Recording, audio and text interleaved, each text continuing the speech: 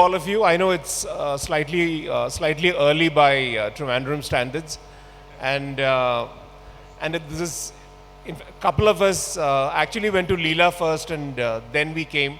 We were actually rushing in, thinking we would be late, but thankfully we are not late. So we have a very eminent panel out here. So we have Achim from the Consulate of Germany, we have Hans from Austria, and we have Jonas from the Swiss Council. It's not every day that we get them. I'll make sure that the video, which is, the recording is passed on, and a lot of you who are not here get the benefit of their presence and their ideas post this session as well. What we will do in this session, which is around 45 minutes to an hour, what we will try to do is we want to get their inputs in terms of what they see India as. All of them have been here, Achim a little longer, and Hans and Jonas have been here for close to 2 years. So they know India.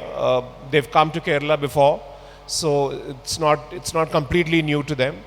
So we want to hear from them in terms of what are their initial impressions about India, the startup ecosystem out here, the business ecosystem which they work with. And then we'll have a couple of more questions in terms of what are the individual councils, what are some of the areas of work that they do in India.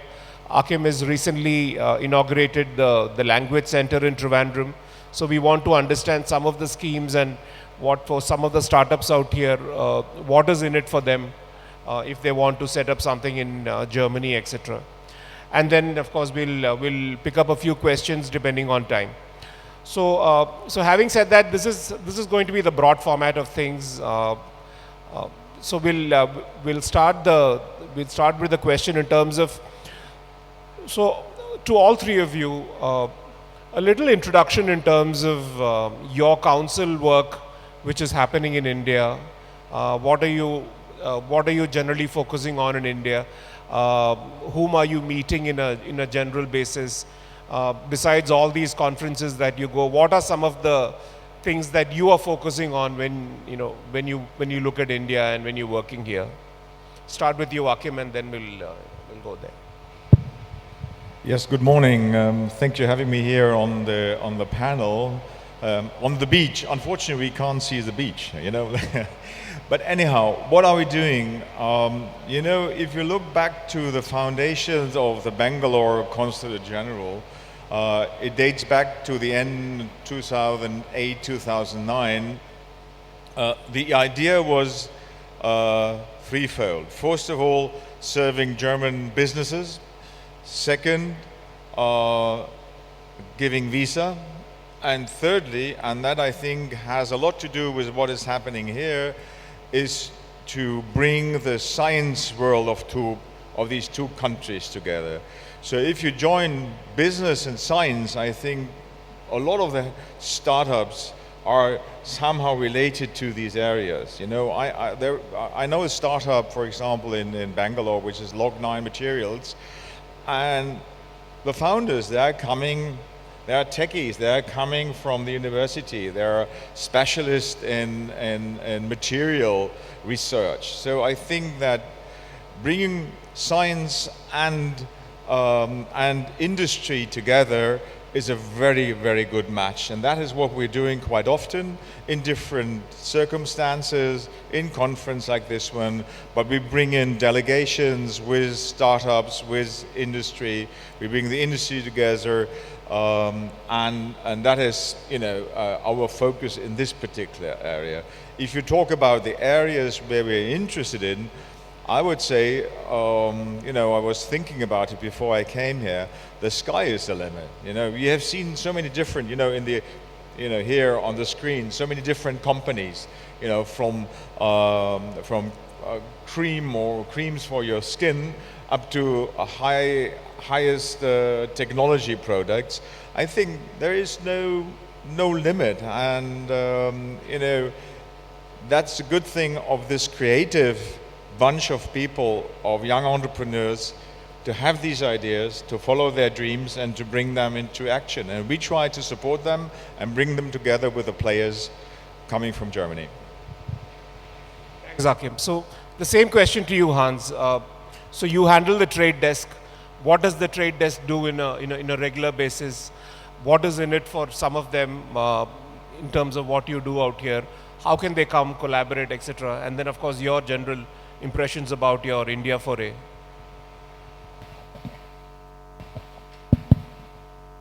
Well, good morning to everybody. First of all, it's a great pleasure being here, and thank you for the organizers for having us, for inviting us.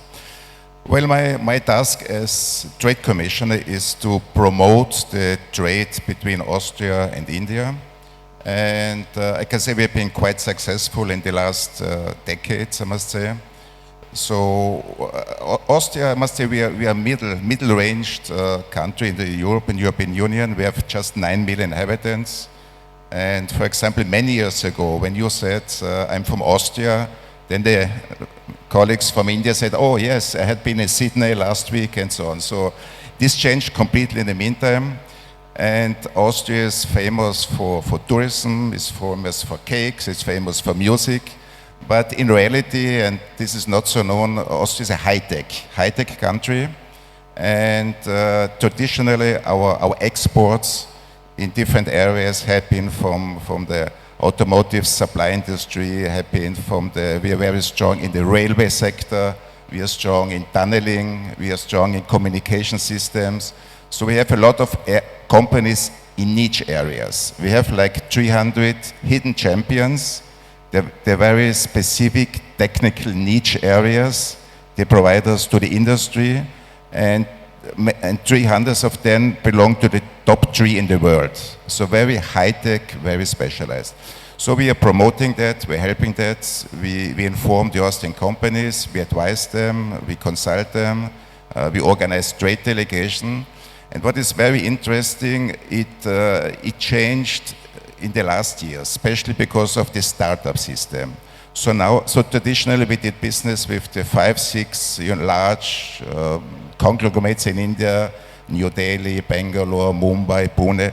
So now with this new IT system, it's spreading all over India. So suddenly we're in touch with IT people in Chhattisgarh, we're in touch with people with Chandigarh, people from Assam. So in the last 1 year, we organized 4 startup delegations from India to Austria. And as I said, they came all over India. And this is the new India, this is the new emerging India for us. Another sector we're focusing is Bollywood. Bollywood, in the last 20 years, we shot around 100 Bollywood movies in Austria. Not only Bollywood, also from Telangana, Telugu film industry, also Hyderabad and so on. And this also changed. 20 years ago, they just showcased Vienna, Innsbruck, and they said, okay, it's another European city. In the meantime, we have a lot of movies. They circle around. Their story is related with Vienna. The story is related with Innsbruck. So there's a complete change now. And as you know better than me, India is changing, is emerging. It's becoming the 3rd largest economy in the world. And we feel this, and we are a strong partner of this.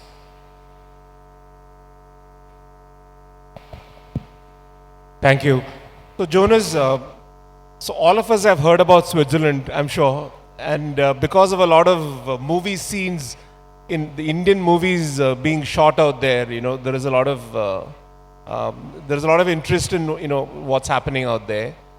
So from a trade standpoint, what is in it for some of them, and what are your areas of focus when you look at India and etc.?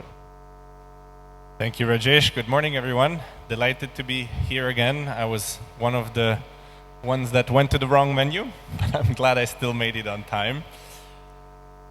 So I lead an organization called Swissnex, which is the Science and Technology Consulate of Switzerland, and I like to say it's a diplomatic anomaly. You've heard it beautifully from Achim when he listed the portfolio of responsibilities that he has as Consul General of Germany. My main responsibility and our main responsibility at Swissnex is the 3rd point that Achim mentioned. It's the science and technology. So I lead a science and technology entity whose mission is to bring Switzerland, India, and the world closer in these fields. So events like this are really the bread and butter of why I am stationed in India and why Swissnex is present in India. And I have been here a little over 2 years, and when I was on stage last year, I was introducing my view of what we need to do as Switzerland to step up our engagement with India. Rajesh, you've beautifully alluded at how Indians know Switzerland, largely through Bollywood. Others know it through chocolate, cheese, banks, clocks. These are things that Switzerland is known for in the world, but the reality is there's a lot more to Switzerland, particularly when it comes to these fields. In fact, Switzerland has consistently been ranked the most innovative country in the World Intellectual Property Organization's Global Innovation Index. It is consistently ranked #1 in the talent pool. And so these are important elements that we need to make India aware of in order to structure the collaboration. But then there is a flip side to that, because if I ask a Swiss constituency, well, what do you know about India? The sad reality is that the way India is perceived in Switzerland is not close to the reality that we experience, and that is a reality that has a lot of frontier. It has a frontiers of knowledge. India is at the frontiers of science and technology, and I think the most important event that epitomizes this we all witnessed this August when Chandrayaan-3 landed on the moon on a budget that is smaller than many a Hollywood movie. And so our job is, how do we bring these two ecosystems together? And last year I was making the case that we need to move from a purely bottom-up model where anybody from Switzerland who has an interest in India can work with us and find an open door, to marrying a bottom-up with a top-down model. Because in the end, what this is about, what working together is about, is not just augmenting trade, but it is what are the big challenges that countries like Switzerland, India, Germany, and Austria, and the rest of the world are facing, and how can we work together to accelerate positive transformation. So we look at innovation now much more from a mission-driven perspective, and our mission is now threefold. We have 3 focus areas, and we have launched the Indo-Swiss Innovation Platform on October 30th, so just a few weeks ago, as this initiative that will drive this endeavor forward. And I was just going through my notes, my speaking notes from last year, and I was delighted that I had introduced it back then, but it took a year to put together. And the 3 focus areas that we have now are health, sustainability, and digital transformation. These are 3 areas where we want to intensify the collaboration between Switzerland and India. So instead of just looking at one startup or one researcher on the Indian side and on the Swiss side and how to get them to collaborate with each other, we're looking at what are the instruments that are available to collaboration, and how can we direct these instruments, whether it's funding for academics, whether it's funding for innovation projects in industry. We're working with the Swiss Inno-Swiss, which is a Swiss innovation agency, to create a new instrument for industry, to create a fund for startups and SMEs in particular to work at the frontiers of these topics. Thanks, Jonas. That's very interesting. So again, another question for all 3 of you, and then we'll start with Jonas this time, and then come this way, come the other way around. All of you have been here in India for 2 years plus. Which sectors do you see a lot of excitement when you look at India? What are some of those things which amaze you in terms of sectors, and in terms of, so you've seen startups across the world, even the startup ecosystem that you see in India and in Kerala as well. What are some of those things which which excites you when you see these? And of course, some of the sectors in particular, like Hans was mentioning about the cement sector, what they're doing. So if if there are some sectors where you are seeing some interest in India, and some initial impressions, and some thoughts about India in general and the startup ecosystem. Well, I'm going to start with where I left off, the 3 priority areas, and I'll try to give an example in each. Health. So we've launched the innovation platform with a 3-day Indo-Swiss dialogue on antimicrobial resistance. Resistance to antibiotics is a silent pandemic that is happening today and is costing at least 1.5 million people their life today, and is projected to cost 10 million lives per year in the next few decades. And India is known to be home to the most resistant bugs to antibiotics. And a large part of the challenge with AMR is found in the context of India, but that is not the full story. The most advanced class of new broad-spectrum antibiotics in the pipeline today, anywhere on Earth, is an Indian startup based in Bangalore, Bugworks. And that is just one example in the health space where India is home to the frontiers of knowledge.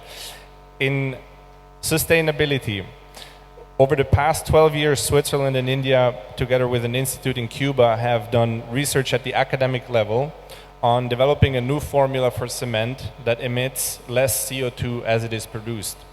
And the results were made public earlier this year, and it is known as LC3. And LC3 emits up to 40% less CO2 to manufacture. It is the same cost, if not cheaper, to manufacture than the current practices used.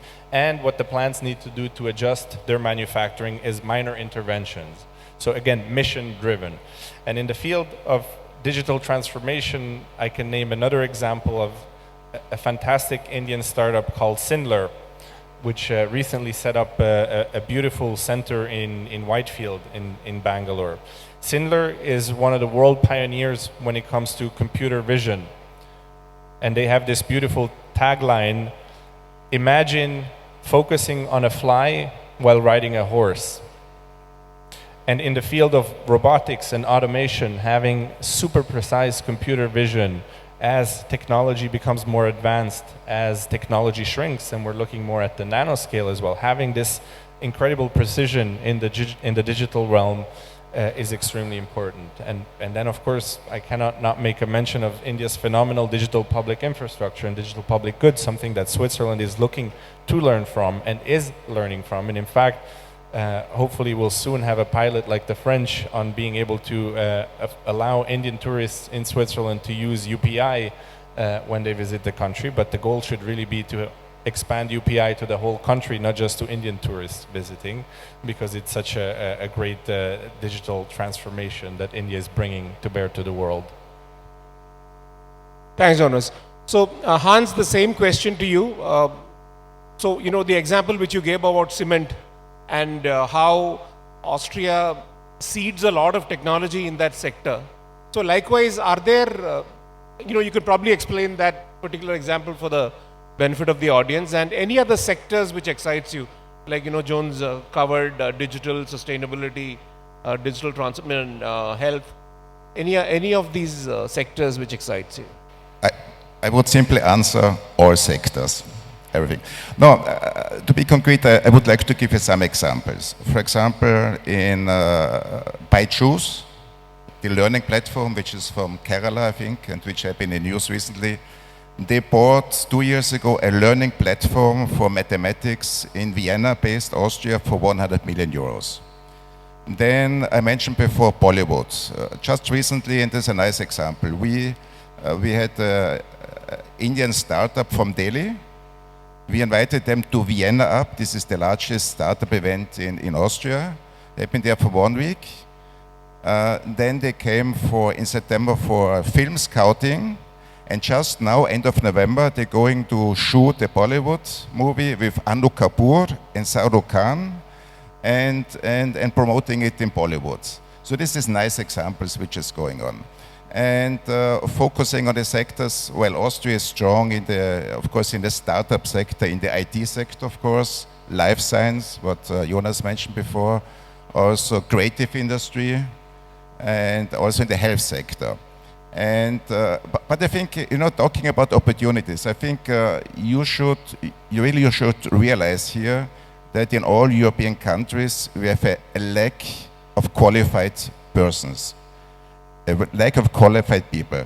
I mean, Austria is a small country, 9 million inhabitants, and just 200,000 jobs are not positions are open. So 200,000 jobs we needed, and this will increase to 500,000. So and I'm not only talking to immigration, emigration, sometimes it's not necessary. So I think we should reinvent something which the elder generation knows, the K2 problem. When India started with BPO, business process outsourcing, knowledge process outsourcing, I think you should reinvent that from Indian side, because I'm sure lack of personnel in all jobs, in all tasks, especially now with these new possibilities in artificial intelligence, there's so many opportunities if you think what you can outsource as a medium-sized company in our countries to India. We talked before about outsourcing. I think we have not tapped already the potential. So if you really analyze the situation in Europe, analyze the situation of a medium-sized company, there's so many possibilities to outsource. Thanks. So for those of you, they're sharing some of the sectors of interest. Jones shared 3 sectors. Hans was mentioning about most of the sectors, especially the outsourcing example. We'll go to Achim. Achim, when you look at India, what are some of those sectors which excite you? And I think it's interesting to also share, some of those reach out programs like the language centers, etc. If you can share that example also with the audience in terms of how you're sort of coming together from multiple areas, not just industries, but a little bit of culture and a lot of that. These are 2 questions in one. So coming to the first, I think that was very clear for my colleagues that there's a cross-cutting issue which is central to all of our endeavors, and that is sustainability.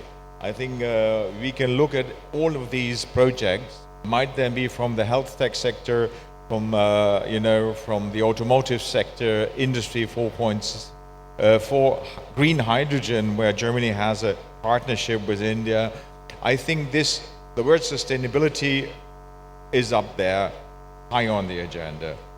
I give you one example of a startup in Bangalore, which now is being scaled by a huge German pharmaceutical company, Merck.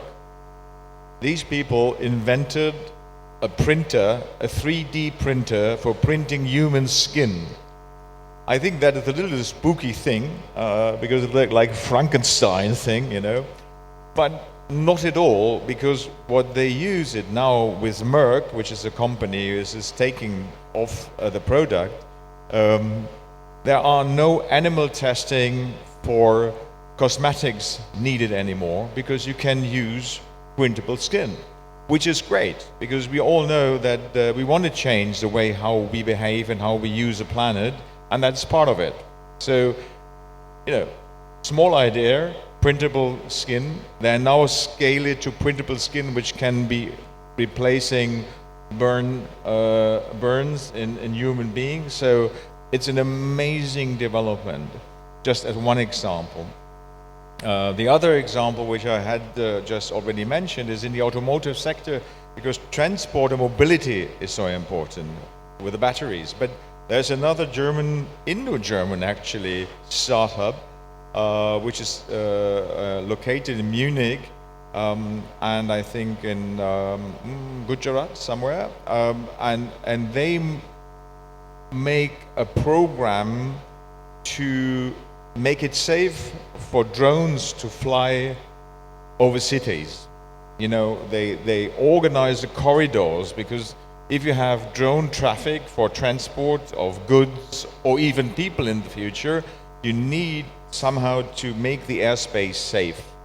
And that is one of these startups. So transport sector is very interesting for us, and for sure automotive, because Germany is known for engineering and automotive ideas, so a lot of these startups are in that particular area. But apart from that, the second part of the question was the cultural question. Why, if you look at Kerala only, there are tens of thousands, if not 100,000 of young people who want and who do learn the German language. What is the reason why? I just had a young guy at the hotel I was staying, talking to him, and he said, I want to study German here in Tiruvananthapuram, and then I want to make my bachelor here in German, and then I want to go to Germany to study German there and make my master in German, and then I'm going to see what I'm going to do with it. And a lot of young people learn German to go to Germany because we've changed our migration laws heavily. We need, for the next 10 to 15 years, Germany needs the migration of about 400,000 skilled workers and people a year. 400,000 a year. That's a huge sum. And if you look at India, it's a perfect match because you have a lot of young people and there is still not enough work for all these young people. So I think that's a perfect match. And institutions like the Goethe-Zentrum here, which we opened yesterday with a new building, which was here already since 2008, but now with a new building, I think these kind of institutions are very important to give that opportunity to the Indian young people in order to learn the language and to go to Germany. Because, you know, interesting enough, it's 3 German-speaking countries sitting on the on this podium. Actually, you have some more language than Switzerland. Sorry, I don't want to keep that out. But that's interesting, and German is an important language. You know, you need to have that skills in order to be successful, I think, in our countries. Even if you can get along with English quite good, but still, you know, in the working process, it's very important. And I think when I would work here forever, I would learn Malayalam, for sure. Thank you. So, a quick message for all of you. There is a need for a lot of, educated, interesting entrepreneurs, and not just entrepreneurs, professionals in some of these countries. And it's a very interesting, point that 3 of them are from German-speaking countries, but I'm sure, you know, the kind of German they speak, Jonas tells me that Swiss German is a little different from, you know, the other German as well. So there are some variations, here and there. And there are facilities where you can learn the language as well. The next question was, so all of you, there are a lot of people who may be interested in looking at businesses out there, looking at working out there, etc. How does somebody approach you? So if somebody has, let's say, a startup, how do they approach you? Or if somebody has a professional qualification which they think is of interest in one of your countries, how do they come and approach you? Or, you know, do they go to a website or etc.? So we'll start with you, Achim. So for the German embassy, how does one come and approach you? Do they just walk in or write a letter? Or I think letter is a little bit old-fashioned nowadays. Probably at least an email. But anyhow, apart from that, we have manifold institutions in India who are dealing with businesses. We have the chamber. Actually, the Indo-German Chamber of Commerce is the biggest German chamber abroad on this planet. There's over 2,000 member companies. So this is an interesting institution to approach. GTAI is an institution which matches or which supports you if you want to put up a business in Germany. So if you write to me in the consulate, I can guide you to the right institutions and the right people to talk. And also in the startup area, we have German Startup Mission, which is a group of people who are especially skilled and dealing with the needs and special ideas of startups. So we can also cater for that. We can bring them together with all the people you need. Actually, today there will be, at 2 o'clock, there will be a workshop here, and Julian Six, he's a guy who is really knowledgeable in the sector of putting up startups, scaling startups, bringing them together with German startups, bringing startups from India to Germany or even German startups to India. Actually, we do have some, quite a number of startups in Germany which are led by Indian citizens or Indian stemming citizens. So this connection is there. Julian, he has this kind of workshop which is called, I have it here, Indo-German Startup Synergies, Driving Innovation and Growth. I think the ones who might be interested in that, they should go there at 2 o'clock and have the questions they have answered directly by Julian. Then you have also his number. But you always can contact us. We are there. That's what we're here for. You know, we're not sitting in the office and being diplomats, but we just make practical work, bringing people together. Networking, that is our core competence. Thanks a lot. So for those of you who are interested in startups, or even if you don't run a startup but you want to understand more of the startups, we have an expert out here, and there is a workshop happening at 2 o'clock out here. So do go in and see if there are things which are interesting for you. So the same question to you, Hans. How does one approach you if they have ideas, not just not from a professional standpoint, but even if there is a startup and they want to explore if they can collaborate with someone out there, or they can even go and take their products or services to Austria. How does one go about it? Well, I think the common job of our on the diocese is to bring the best people with the smartest ideas, with the best technologies together. So how we do that? I think especially startup systems, it's complicated. We call it ecosystems. So what we can do, like my colleagues, we connect you, especially in our case, with the startup system in Austria. But it's not only one single, and this is, you must understand, it's not one single system. There's our own startup system in Vienna, there's another one in Innsbruck, there's another in Salzburg, for example. And I think for you it's important, connect up here with Startup Kerala. For example, this year in March, we organized a trade day, like you bring there, they don't know to ski, and then when you have a cable car which brings you up, the same one can bring you down. So it was a nice event, it's just showcasing Austria. So as I said, our job is bringing these communities together. So get in touch with Startup Kerala, we have excellent relations with them, and connect them. Another issue is, of course, we want to promote Vienna as a possible hub for the German-speaking market. And don't forget, it's an excellent idea. Yesterday we saw the MOU between Startup Kerala and Brussels. Excellent idea. You should do more. But you must realize, we say it's a common market, but it's not a common cultural market. Europe, there are many different cultures. And just to give you an example, one of these startups we brought to Austria, he has a learning platform here for Indian students. And as you know, parents in India pay that their children are the best in school. And they say, forget this in Austria. Nobody is paying that you're the best in school. They pay that you don't have to repeat your school. But this was a learning platform with mathematics. If you adapt it, if you understand, and as I said, we are the largest single market, 100 million consumers, the German-speaking market. We have a similar culture. If you study, analyze our culture, if you adapt this mathematics system to the elderly persons, people with I won't say mental problems, but that they maintain the same mental stage. If you have, for example, a platform every morning on the WhatsApp, take the message, now you do your learning platform mathematics and adapt to that system, then you can be very successful. So go there, study German-speaking market, use one of our countries as a hub, of course.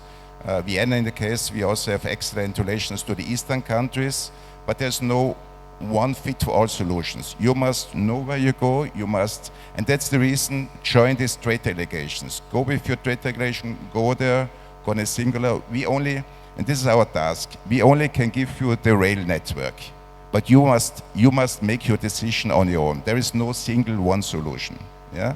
But we offer you these possibilities.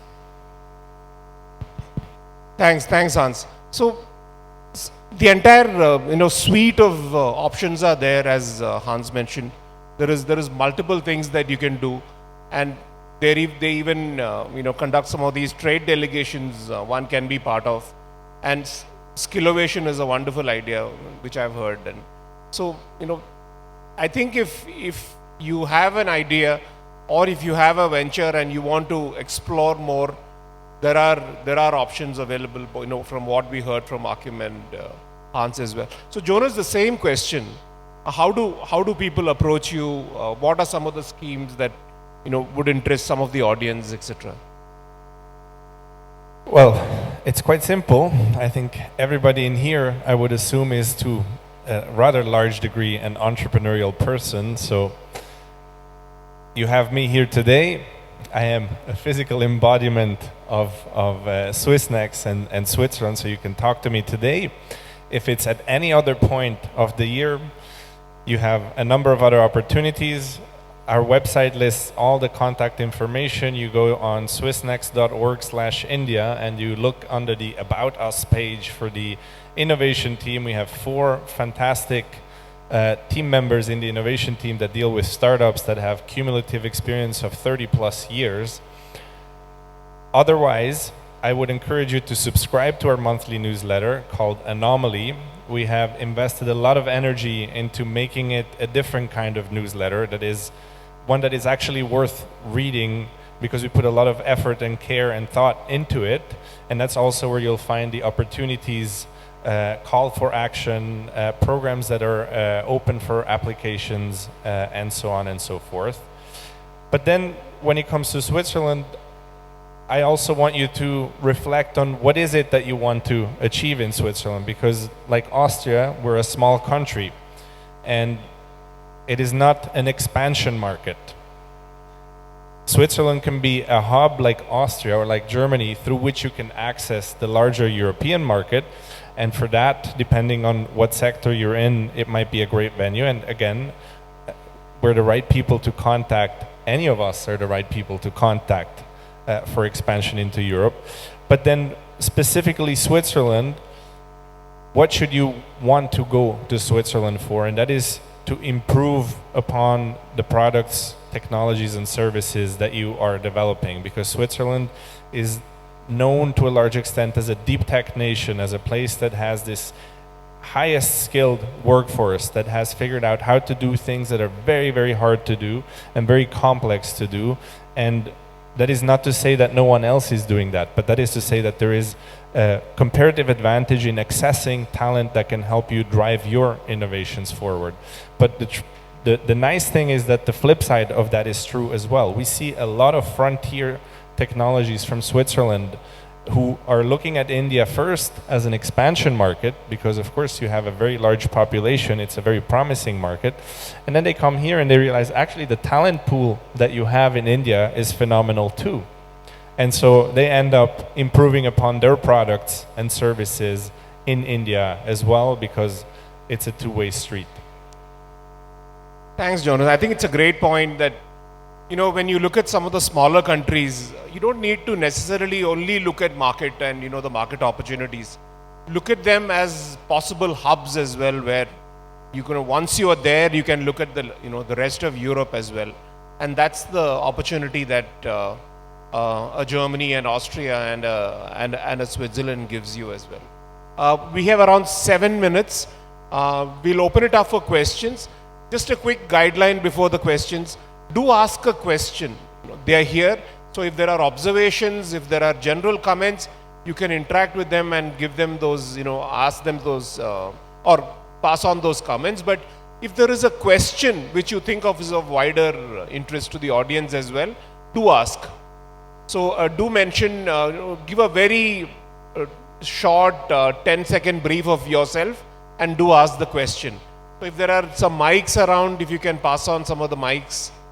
Is there any question? Do raise your hand and then we'll have the mics come to you. A very good morning to all of you. Guten Morgen, sehr geehrte Damen und Herren. First of all, I just wanted to understand, the gentleman at the center, I'm so sorry, I came a little late, mentioned that there's a lot of opportunity of German language speaking, basically in Salzburg, Innsbruck, and also in the other region as well. So also to you, sir, Mr. Burkart, I just wanted to understand, and also to you, Jonas, how much opportunity does India can provide being a center? I mean, we have technology, we have healthcare, we have the skilled labors, but how much potential does India have to be a language center, just like the gentleman said in the middle, Mr. Hans-Jorg, you know? If I answer that, or we answer together, first of all, there's still a lot of Indian companies, they think they have a foothold in the European Union because they have an office in the UK. So I realized, and it was, and first of all, I must tell you, I worked a lot with, let's say, like 100 Indian startups which are brought to Austria. It's amazing working with them. They're young people, perfectly well educated, perfectly mannered, and they're very business oriented, and there's potential for them. The only issue is you are focused more, because of obvious reason, on the English-speaking countries. And as I said before, focus on the German-speaking country. Study the culture, go there, and you have a huge potential. And of course, it's the same, like if I would go in another country, if nobody there, okay, I'm afraid of it. So get in touch with us. If you don't have questions, send us emails, connect with the apps, and there's a huge, huge opportunity. I saw it. You have, as I said, you just must understand our cultures. You must study it. There you must do your homework. Perhaps I can also chip in there. We had a high-ranking visitor to Bangalore, which was the German Federal Chancellor, Mr. Scholz, beginning this year. And he had a meeting just around a standing table in a coffee house with 4 young Indian persons, 2 masons, 1 civil engineer, and 1 nurse. And the first question he was asking, why did you choose Germany for your plans to migrate to another country? Because you know English, because it was actually an English-speaking round. And they said, you know, to learn another language, first of all. And second, we chose Germany, and that's probably true for both our neighboring countries too, because we have family or friends which give us information that it's a good place to be, to work, and to make a living.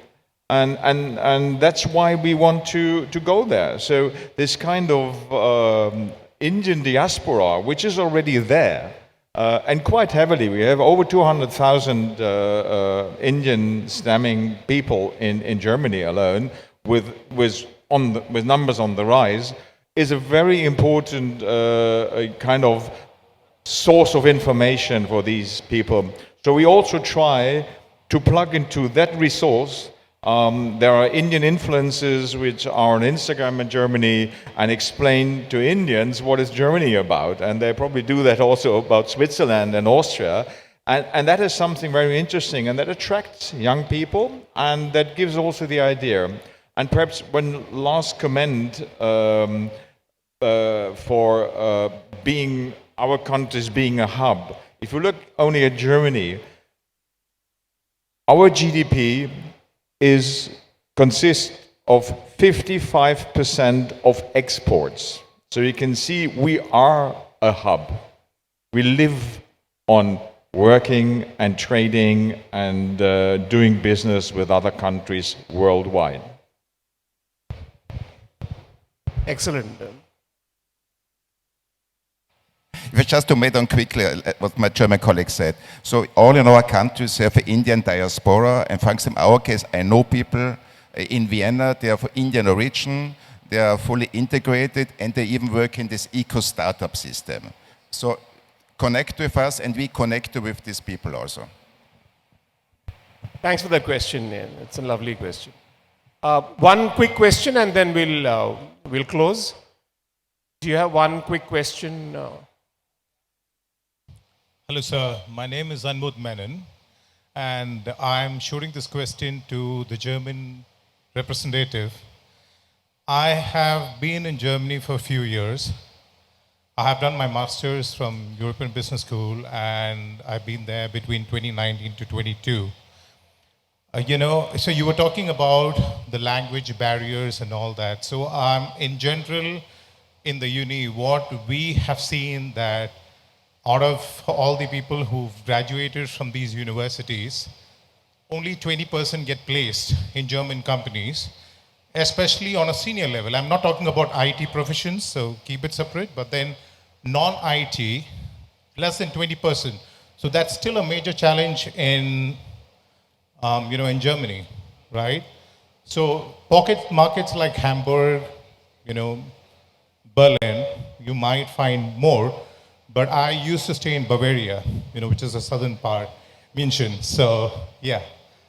So I mean, is this challenge going to improve moving forward, or I mean, the students who does studies there has to go through this hassle?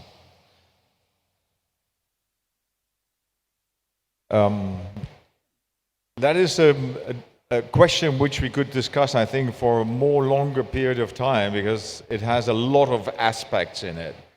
But I tried to be short on it. Yes, IT sector is an easy game because English still is that language. Yes, company owners are still sometimes conservative in terms of what they need. But I'm also convinced that the more language skills you have, the better you have the chances to integrate and get a job in it. Because the need of these companies is there. When you talk to German companies in all fields, the first question will be, we need people to work at our place. So I have 3 kids, and I've seen, my daughter, speaking perfectly English, was looking for a job in England. So she found one, but she had to write 90 applications. So it's not an easy way. You have to be constant, you have to pursue your dreams. And I think if you do that, and you really speak the language, then you will have a chance, and that is the short answer to a question which has an evening discussion at the fireside. Thank you. Thanks a lot. Thanks a lot again, and hope you had a wonderful time in Kerala, and we see you more in Kerala, and hope to see you in Bangalore as well, Bangalore and Delhi. Thanks a lot. So over to you, Adra.